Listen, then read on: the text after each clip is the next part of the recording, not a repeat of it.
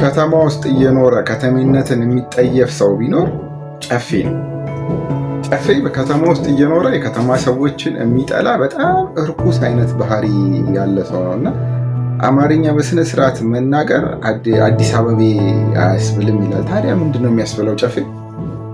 አንተ አሁን በበታችነት ስሜት የምትሰቃይ ሰው ነህ። በቃ ማለትም የከተማ ሰዎችን ስታይ ትደነግጣለህ ወይም ደግሞ የበታችነት ስሜት ይሰማሃል እንጂ አሁን ከምን ተነስተህ እንደዚህ ልትል ትችላለህ? አንድ ሰው ተነስቶ አዲስ አበቤ ነኝ በቃ እኔ እንትኔን በብሔር ማንነቴ አላምንም አዲስ አበቤ ነኝ ሊል ይችላል። መፍቱ ነው። ለምንድን ነው እሱን የማታከብረው? እስቲ ለማንኛውም ሰምተነው እንመለስና ደግሞ እንቀጥልበታለን። አይነት ጎበዝ አለቃዎች ይነሳሉ። ብዙ ጊዜ ትግራዋኖች አዲስ አበባ ነን ይላሉ። ብዙ ጊዜ አዲስ አበባ ነን ይላሉ። አማርኛን በደንብ መቻል አዲስ አበባነትን አይገልጽም። እንደሰማችሁት ነው። በቃ ሰውየው ዘገምተኛ ነው፣ የመጨረሻ ዘገምተኛ ነው። የጨፌ ቦታው ሊሆን የሚገባው ወይ አራዳ ፓርክ ላይ ወይም ደግሞ ፒያሳ ፓርክ ላይ በልዩ ጥበቃ እየተጠበቀ ሳር ነው እንጂ ሊግጥ የሚገባው ከተማ ውስጥ ሊኖር የሚገባው አይነት ሰው አይደለም። ሁለተኛ ደግሞ እኔ እንዳስተሳሰቡ ባለፈው አንድ ፖድካስት ላይ የሰማሁት ነገር አለ። ብልቴን እስር ቤት አስገብተውኝ ብልቴን ለብ ባለ ውሃ እየጨመሩ ያሰቃዩኝ ነበረ ምናምን እያለ ሲሰክስ ነበር። መቼም እስር ቤት ውስጥ የብልት ቴራፒ የለም ጨፌ፣ የብልት ቴራፒ አይሰጡህም። መጀመዛ እንደዚህ አይነት ሳክሶችን የከተማ ሰዎች አያዳምጡኝም ወይም ደግሞ ውሸት ነው ብለው ያውቁብኛል ከሚለው እንትን አንጻር ሲያየው በጣም በቃ የከተማ ሰዎችን የሚጠላ በተለይ ደግሞ የአዲስ አበባ ሰዎችን በጣም የሚጠላ አይነት ሰው ነው ጨፌ ማለት። ደግሞ ሌላም ደግሞ የአንድ ፀጉራም ልጅ መጥቷል።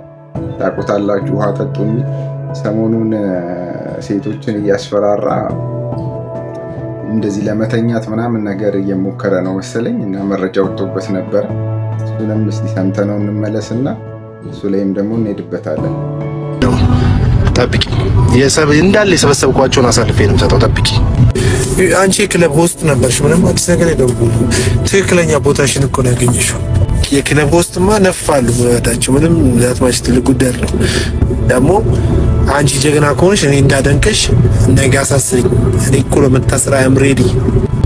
ሲጀምረው እናትሽ ትበዳ፣ ሲጀምረው አማትሽ አስቀይምሻለሁ። ሲጀምረው ገላሽን ሸጠሽ ነው እዚህ የሚደረሽው። ምን አዲስ ነገር ምን ይሰርተሽ ነው እዚህ የደረሽው? ተራ ሴት እኮ ነሽ። እኔ እኮ ጠቅላላ እኮ ያገኘች ሴት እንዴት ጠበስካት የሚለኝ ወንድ እኮ ነው ያለው።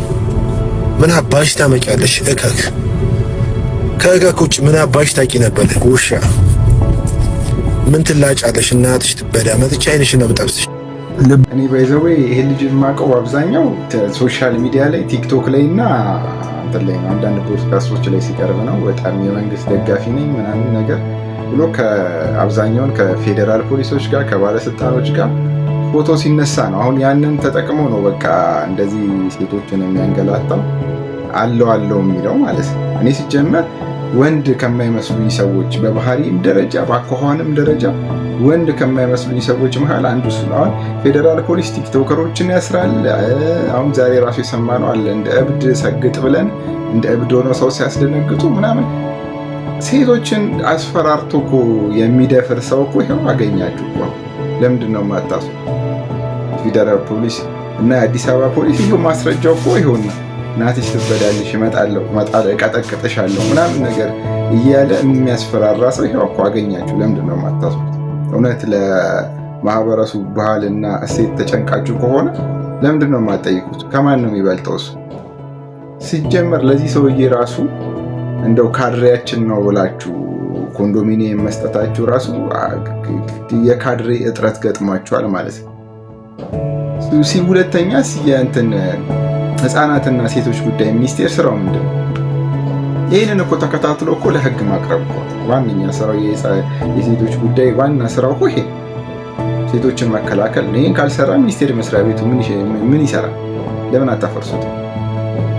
እንደዚህ አይነት ሴቶችን እያስፈራራ የሚተኛ ስራ እንዳይሰሩ የሚያረግ ሰው ለምንድን ነው የማታስሩት? ይህ ነው ዋናው ጥያቄ። የተባልሹም ሴትዮዋ ደግሞ እንደዚህ የተባልሹም ሴትዮዋ ደግሞ ለምንድን ነው የምትፈሪው? ለምንድን ነው ሄደሽ የማትከሺው? ይሄን ፈርተሽው? ይሄ እንደውም እኔ ይሄ ሞዴስ ነው መጠቀም ያለ። ኢቭ ለጤና የምሰማኝ ከሆነ ኢቭ ለጤና ሀሪፍ ነው። ኢቭ ሞዴስ ተጠቀም ሬሳ። ሌላው ከዚህ ጋር በግብረ ሰዶም ጋር በተያያዘ ጆርዲ ታቋታላችሁ። ጆርዲ ፌሚኒስት ነው የምትለው። እኔ ስለ ፌሚኒዝም ምናምን ነገር የሚገባኝም ነገር የለም። በእርግጥ ግን በቃ እሷ ሪል ሌዝቢያን መሆኗን በገሃድ አሳውቃለች። ሌዝቢያን መሆኗን በገሃድ አሳውቃለች። በዚህ ጋር በተያያዘ ፍሬዘር ታስሯል። ምንም መረጃም የለም፣ አዳዲስ ነገር የወጣም የለም። ስለ ፍሬዘር የተለቀቀም ነው አይመስለኝም እስካሁን።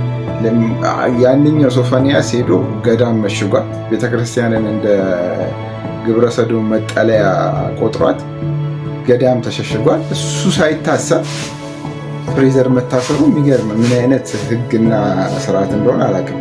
አንቀው ከገዳም አምጥተው መጸለይ ይቻላል። እስር ቤት ውስጥም እኮ ንስሐ የሚቀበልና ቤተክርስቲያን ስርዓት የሚያስፈጽም እኮ የሃይማኖት አባቶች አሉ። እዛ ውስጥ እስር ቤትም ሆኖ ያንን ነገር መከታተል ይችላል። መታሰር ሲኖርበት መታሰር የሌለበት ሰው እስር ቤት ነው አሁን ያለው። ፍሬዘር አሁን እስር ቤት ነው ያለው፣ መታሰር የሌለበት ሰው ማለት ነው። መታሰር ያለበት ደግሞ ገዳም ነኝ። አብዛኛውም ደግሞ ማህበረሰብ ደግሞ ምናልባት አብዛኛውም ደግሞ ሴቶች፣ በአብዛኛው ሴቶች የወንድ ልጅ እናት ነኝ ምናምን ምናምን እያሉ በጣም ብዙ ድጋፍ አይቻለሁ ለዛ ለሶፎንያስ። እኔ እንዴት እንደሆነ ሊገባኝ አልቻለም። ግን ወደ ጆርዲ ስንመለስ ግን እሷ ሪል ሌዝቢያን ነች። እንደውም ማህበር አላቸው ተብሎ ይወራል እንደዚህ የሌዝቢያኖች ግሩፕ እና ምንድን ነው እያለች ያለችው ሙሰኞችን። ለማንኛውም እንስማትና ግን ከዛ በኋላ አስተያየት እንሰጥበት ይሻላል። ሰው የሰዶምና የጎሞራ ኃጢአት ግብረ ሰዶማዊነት ብቻ አልነበረም። በቁጣ እሳትና ውሃ ሲጠፉ ተመሳሳይ ጾታ ወሲብ ስለፈጸሙ ብቻ አይደለም። ሰዶምና ጎሞራ ሰዎች ቀጣፊዎችም ነበሩ፣ ሌቦችም ነበሩ፣ ውሸታሞችም ነበሩ፣ ጉልበተኞችም ነበሩ። ጉልበታቸውንና ስልጣናቸውን እየተጠቀሙ ከስራቸው ያሉ ሰዎችን፣ በጉልበት የማይበልጧቸውን፣ በገንዘብ የማይበልጧቸውን፣ በስልጣን የማይበልጧቸውን ሰዎች ይጨቁኑ ነበር። ጨቋኝ ነበሩ። ጋጦችም ናቸው፣ ይማግጣሉ። ሴቶችንም ወንዶችንም ይደፍሩ ነበር። ሴቶችንም ወንዶችንም ይደፍሩ ነበር። ሙሰኞች ነበሩ፣ ጥጋበኞች ነበሩ፣ ንፉጎች ነበሩ፣ በሮ በላ ነፍሰ ገዳዮች ነበሩ። አብርሃም ለእግዚአብሔር 50 ንጹህ ሰዎችን ካገኘህ ማራቸው ብሎት እግዚአብሔር 10 ሰው እንኳን ማግኘት አልቻለም። እንደሰማችኋት ነው። እንደሱ አባባል እንግዲህ ሙሰኞችም ኃጢአት ነው ግብረ ሰዶሞች ናቸው እያለችን ነው። ሌሎችም ኃጢአት የሚሰሩ ሰዎች እንደ ግብረ ሰዶሞች ነው የሚቆጠሩት ብላ ይህንን ወይ ሴት ለሴት ግንኙነትን ወይም ደግሞ ወንድ ለወንድ ግንኙነትን ከነዚህ ኃጢአቶች እኩል አሰልፋ ነው ያየችው። እንግዲህ ምን አይነት አካሄድ እንደምትሄድ እንግዲህ ከነዚህ እኩል ይህንኛውን ኃጢአት ከነዚህኞቹ እኩል ማለት ነው። በእርግጥ ኢትዮጵያ ውስጥ የለችም፣ ልትጠየቅበት የምትችልበት ሚስ የለም። ልለፈልፍ ትችላለች፣ ግን አንድ ትውልድ የምትበክልና እኔ እንዴትም ራሱ አእምሮ አክሰፕት እናደርግላት አላውቅም እንደዚህ አይነት ግንኙነትንና ይሄ መማርም አይደለም እውቀትም አይደለም ባይዘው እንደዚህ አይነት ነገር እና ኢትዮጵያ ውስጥ ከመጣች እንግዲህ ያው ተጠያቂ ለነገሩ ሶፎንያስ ያልተጠየቀ እሷ ልትጠየቅ አትችልም። እጅ ከፍንጅ የተያዘ ሰው በዚህ ህይወት ውስጥ መንግስት ከፈቀደ እንደው ለማህበረሰቡ ለምን ያሳውቅም? ግብረ ሰዶሞችን መፍታቸውን ፈቅጄላቸዋለሁ እንደፈለጉ መሆኑ ይችላሉ ብሎ ለምን አይሰጥም? ከዛ ማህበረሰቡ የራሱን ውሳኔ ራሱ ይወስናል። አሁን እኮ በጣም እንደውም አንዳንድ የአዲስ አበባ ትምህርት ቤቶች ላይ እና አንዳንድ በየክልል ያሉ ትልልቅ ተቋማት ላይ ትምህርት ቤቶች ውስጥም እንደዚህ አይነት ግንኙነት አለ ተብሎ ይወራል እና አብዛኛውን ደግሞ የኢትዮጵያን እናቶችን አትፍረድ ምናምን እያሉ በየኮሜንት ስር ታያላቸው። አትፍረዱ፣ የወንድ ልጅ እናት ነን ምናምን። ስለዚህ ልጆቻቸው በዚህ ህይወት ውስጥ አሉበት ያውቃሉ ማለት ነው። ያንን ነገር እንደውም ከማውጣትና ከማጋለጥ ይልቅ ድጋፍ ነው። አትፍረድ ምናምን የሚባል ነገር ድጋፍ ነው። እየተጨመላለቀ ነው። ከጊዜ ወደ ጊዜ እየተሻሻለ ሲሆን የግብረ ሰዶም ነገር እየተባባሰ ነው የሚሄድ ያለ እና መንግስት የመጨረሻውን እንደውም በዚህ ጉዳይ ላይ ማህበረሰቡ ተነጋግሮ የራሱን ግሩፕ እና ኮሚቴ አቋቁሞ መንግስትን ማስጨነቅ አለበት። ፈቀዳችኋል ወይስ አልፈቀዳችሁም? ምንድን ነው እየተካሄደ ያለው መጠየቅ አለበት ብዬ አስባለሁ። ሌሎች ቪዲዮዎች አሉ፣ እነሱንም ደግሞ እስኪ እንከታተልና አስተያየት እንሰጣለን።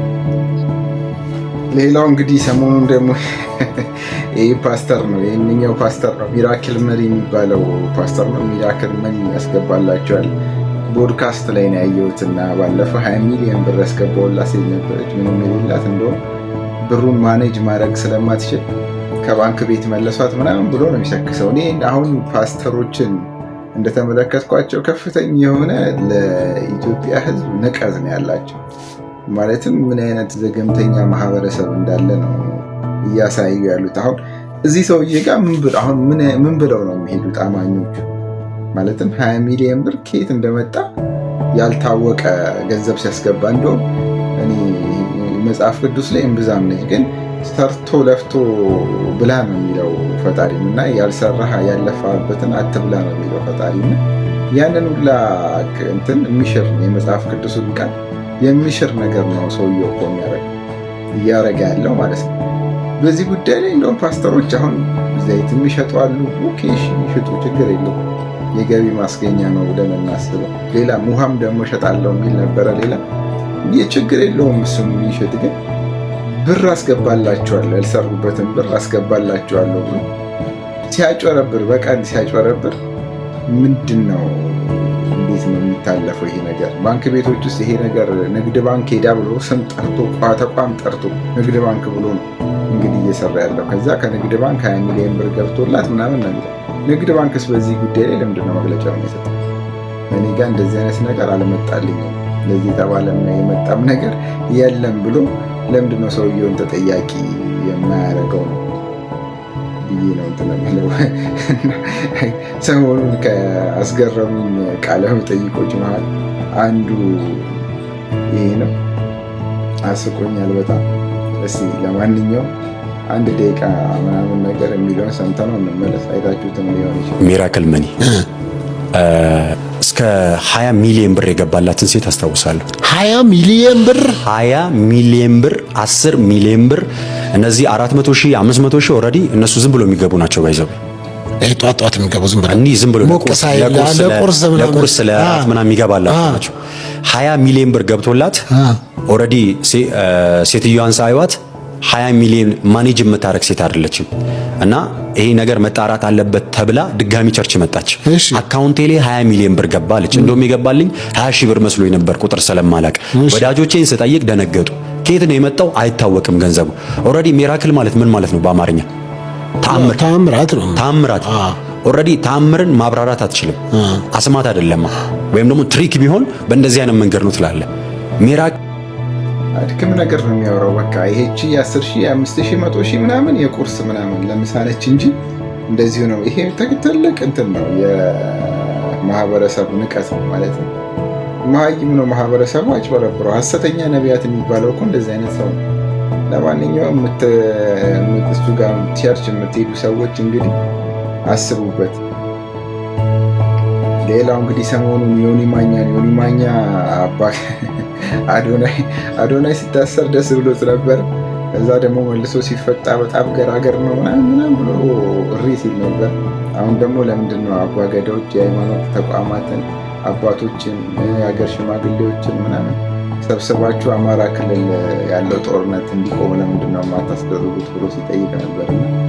ዮኒ ማኛ ንግግር ሳይሆን እኔ የምስራቅ አፍሪካ ፖለቲካ በሽምግልና ይፈታል ወይ ተፈቶ ሲያውቃል ወይ ነው? የትኛው በኢህአዴግ ጊዜ በደርግም ከህወሓትና ከኢህአዴግ ጋር በነበረው ጦርነት ጊዜ በሽምግልና የተፈታ ምስራቅ አፍሪካ ላይ በሽምግልና የተፈታ ፖለቲካ አይተን አናውቅም። ወይ አንዱ ያሸንፋል ወይ አንዱ ተሸንፎ ጥጉን ይይዛል እንጂ በሽማግሌ የተፈታ ነገር አይተን አናውቅም። ኢህአዴግም ቢሆን በ27 ዓመት ውስጥ ምናልባት በሽምግልና የፈታው ፖለቲካ ሳይሆን በሽምግልና የፈታቸው እስረኞች ነበሩ። በቅንጅት ጊዜ የታሰሩት እነ ብርሃኑ ነጋ፣ ፕሮፌሰር መስፍን ወልደማርያም ምናምን በሽምግልና ፈቷል። ግን ፖለቲካውን በፍጹም በሽምግልና ሊፈታው አልቻለም እና መጨረሻ ላይም ያው ወድቋል። እንግዲህ ዮኒ ማኛ እንደዚሁ ነገር ለማሟሟቅ ካልሆነ በስተቀር በሽምግልና የሚፈታ የምስራቅ አፍሪካ ፖለቲካ ይኖራል ብሎ አስበው አይመስለኝም። ማንኛውም በዚሁን ያጠናቀቅ ያለው ዮኒ ማኛ ያወራውን ወሬ ግን የአንድ ደቂቃ ነች። እሷን ሰምተናት በዚያው እንሰነባበታለን። ይመቻችሁ። እና በዚህ አጋጣሚ አባገዳዎች ፕሊዝ አባገዳዎች የሃይማኖት አባቶችን ፕሊዝ የሃይማኖት አባቶችን አንድ ላይ በማድረግ አማራ ክልል ላይ ያለውን ጦርነት ፕሊዝ ከመንግስት ጋር ሰላም እንዲመጣ እባካችሁ የኦርቶዶክስን አባቶች፣ የፕሮቴስታንትን አባቶች እንዲሁም የሙስሊም አባቶችን አንድ ላይ በመውሰድ እባካችሁ እርቅ እንዲመጣ አድርጉ። በቃ አባገዳዎችን ክብር ሰጠው እኔ በእውነት ይሄን አድርጉ። ስለዚህ እባካችሁ አድርሱልኝ ለአባቶች፣ ለአባገዳ አባቶች አማራ ክልል ላይ ያለውን እንዲሁም ወለጋ ላይ ያለውን ችግር እንዲፈታ መንግስት ጋር ሄዳችሁ ከኦርቶዶክስ ከሙስሊም እንዲሁም ከፕሮቴስታንት ከካቶሊክ አባቶች መርጣችሁ ከነሱ ጋር ሄዳችሁ መንግስት ጋር በሉልን። ሰላም ኢትዮጵያ ላይ ይምጣ፣ ሰላም ኢትዮጵያ ላይ ይምጣና ያንን አድርጉልን። አሁን የጀመራችሁት ነገር እጅግ የሚደነቅ ነው። ሌላው ምንም